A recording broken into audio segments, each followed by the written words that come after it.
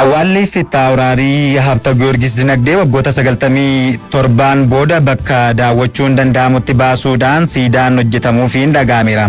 Eebbi siidaa isaanii magaalaa Finfinnee kutaa magaalaa Araadaa mooraa Bataskaana Giyoorgisii keessaa bakka Meejar Jeneraal Indaalkaachoo Waldakidaanii fi kanneen biroo argamanitti qophaa'eera. Kibree Zalaalam dabalata qaba.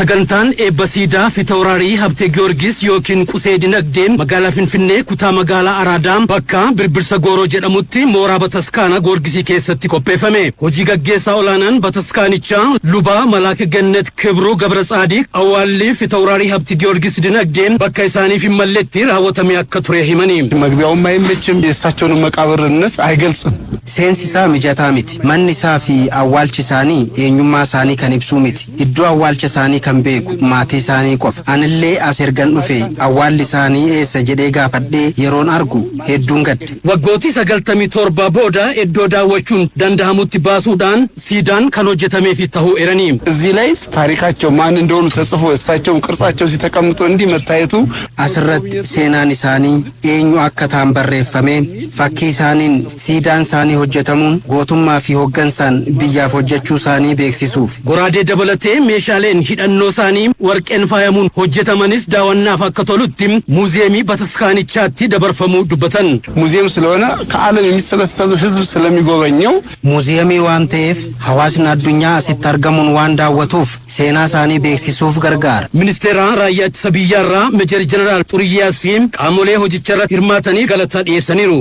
Fittaawuraaሪን አይነት ጀግንነት እየፈጸሙና gootota gootummaa akka Fittaawuraarii raawwachuun biyya isaanii tajaajilanii darbanii fi xiyyeeffannoo kennuuf fakkeenya kan ta'udha. Kanaafuu bulchitoota Bataskaanichaatiif qaamolee milkaa'ina hojichaaf gumaachanii ni galateeffan. Firoota isaanii keessaa namoonni dubbifne dhimmichi gaaffii isaanii akka tureen seenaa Fittaawuraarii Habte Giyoorgis dinagdeerraa tokkummaa fi jaalalli biyyaa akka baratamu nutti himani. Gosa tokko nuti Oromoo keessatti keessayyuu gosa warra walisoo keessaa gosa Maaruu jedhamu nuti tokko warma tokko jechuudha. Sagantaan asitti raawwatame kun baay'ee kan namatti toludha.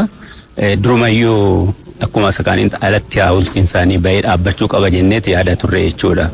Amma guyyaa har'aa kana immoo haala kanaan akkaataa kanaan karaa miidhagina qabuunifis qaamni mootummaa irree keessatti hirmaate kun akkasitti haawultiin isaanii asitti dhaabachuun firris dhufee asitti argame akka waan haaraaf dhalataniitti nutti dhaga'ama jechuudha. Tokkummaa sabaan wal qooduun hin turre isa biratti jechuudha. Uummata Itoophiyaa keessatti sabni kamiyyuu isa wal qixaadha. tokkummaan irraa barachuu qaba dhaloonni amma dhufu kun jechuudha. Fittaawuraarii Habte Giyoorgis dinagdeen ministeera waraanaa biyyattii yeroo sanaa ta'uun waggootii 19 akka hogganan hoggansa adda addaa kanneen biroo irratti hirmaachuun ijaarsa biyyaa keessatti qooda olaanaa akka gumaachan murtoo irratti dubbii tooftaan fixuudhaan maqaan abbaa malaa jedhu akka moggaafamee fi barreeffama seenaa isaanii saganticha irratti dhiyeeffameen ibsameera. Injifannoo Adwaa irratti argameef jeneraalota Oromoo duulicha hogganan keessaa tokko akka turan ibsameera. Ministeera raayyaa ittisa biyyaarraa Meejar Jeneraal Indaalkaachoo Waldakidaanii dabalateen firoonni isaanii fi kanneen biroon siidaa isaanii eebbisuun abaaboo irra kaa'aniiru.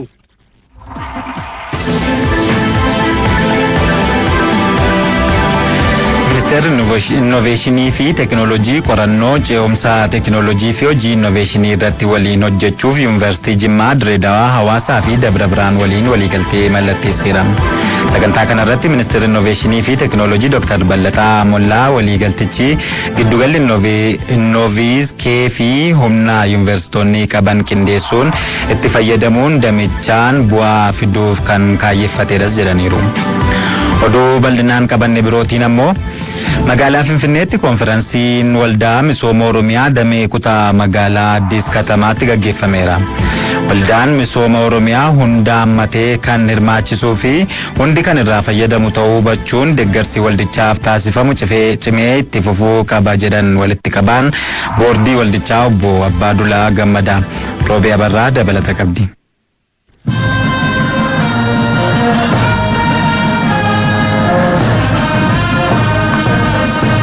Konferansii waldaa misooma Oromiyaa magaalaa Finfinnee kutaa magaalaa Addis Katamaatti taa'ameera. Konferansii kanarratti walitti qabaan boordii waldaa misooma Oromiyaa obbo Abbaaduulaa Gammadaa, Daayirektara olaanaa waldichaa obbo Dajanee Itichaa dabalatee hooggantoonni kutaa magaalaa Addis Katamaa, jiraattonni, abbootiin amantaa, abbootiin gadaa fi haadholiin siinqee argamaniiru. Humna uummataa sochoosuun hojjetame wanti hin milkoofne hin jiru waan ta'eef waldaan kunis rakkoo hawaas dinagdee uummata Oromoo hiikuuf bakka mootummaan hin qaqqabnetti hojii misoomaa hunda galeessa hojjechaa kan jiru akkasumas dhaloota barnootaan qaruuf manneen barnootaa bultii addaa ijaaruun ijoollee ciccimoo sadarkaa addunyaatti dorgomaa ta'uu danda'an horachaa kan jiru ta'uu itti gaafatamaan waajjira paartii badhaadhinaa damee kutaa magaalaa Addis Katamaa obbo Mustafaa tokko himaniiru. Kutaa magaalaa isaanis hojii waldaan misooma Oromiyaa hojjechaa jiru caalaatti cimsuuf hubannoo hawaasaa cimsuurraa eegale kan hojjetan ta'uu eeran.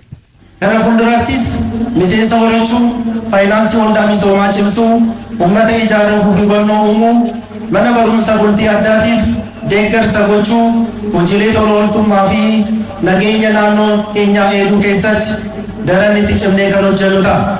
Magaalaa Finfinneetti hojii raawwachiistuun kutaa magaalaa Addis Katamaa aadde Aayidaawwal waldaan misooma Oromiyaa waggoota 30 dura kan har'aa yaaduun hundeeffame dhaadannoo misoomni tokkummaaf jedhuun misoomaa fi badhaadhina biyya kanaa milkeessuuf kan hojjetu waan ta'eef waldaa kana waan dandeenyuun deeggaruu qabnas jedhan. ብሔር ብሔረሰቦችን የሚያገለግልና በአቃፊነቱ እሴቱ ወንድማማችነቱ sabaaf sablammoota kan tajaajilu hammattummaa duudhaa fi obbolummaa sabaa fi sablammii waliin fiduun tokkummaa kan cimsuudha. Walaamantaan lammiilee gidduu akka jiraatu gochuun nageenyaa fi badhaadhina akkasumas diinagdee biyyaa cimsuu keessatti gahee guddaa kan qabudha. Walitti qabaan boordii waldaa misooma Oromiyaa obbo Abbaaduulaa Gammadaa waldaan misooma Oromiyaa hunda kan hammatu hundi kan irratti hirmaatuu fi irraa fayyadamu waan ta'eef deeggarsi taasifamaa jiru cimee itti fufuu qaba jedhan. Har'a miseensa miliyoona 8 ol qaba. Gara fuulduraatti immoo miliyoona 15-20 akka ta'u hawwina. Intaas jennee abdanna. Lakkoofsa dabaluu duwwaa miti. Tokkummaa keenya cimsuu waan ta'eef. Walii wajjin dhaabbachuu waan ta'eef. Bakka hir'ina qabnu guutuu waan ta'eef. Hir'ina qabnu hoguun immoo hiyyummaa keessaa ba'u waan ta'eef jechuudha. Kanaaf gara fuulduraattis waldaan misooma Oromiyaa dhalootatti darbaati kana cimsaati deema innee tamannaa karaa kanaan deema. Hojii hojjetame baay'een isaa ibsamee jira. Hundaa ol garuu gahee guddaa kan qabu barnoota. Barnoota jechuun dhaloota hin dhaabbanne uumuu jechuudha. Magaalaa Finfinneetti miseensonni waldaa misooma Oromiyaa kutaa magaalaa Addis Katamaa jiraatanis waldichi hojii guddaa hojjechaa jiru caalaatti cimee akka itti fufuuf waan dandeenyuun bira dhaabbanna jedhu. Dirqama waldaa kana bira dhaabachuun amma dandeenye amma qabnu beekumsa qabnuuni warri qarshii qaban qarshii isaaniitiin warri beekumsa qaban beekumsa isaaniitiin warri humna qaban immoo humna isaaniitiin bira dhaabbachuun dirqama sababa ta'eef mootummaa bichaa eeguutu hin taane nu walii keenya wal qabanne jabaachuu qabna deeyyaati. Hawaasni beektaa waanuma danda'u bukkee dhaabachuu qaba. Kan qarshii qabu qarshiin kan beekumsa qabu beekumsaan dandeettii humna isaa ta'u waan kamiinuu namni waanuma danda'uun gumaachee waldaa kana silaa mul'ata qabaami mul'ata sana bakka hanga hunduma keenya irraa eegaman jedha.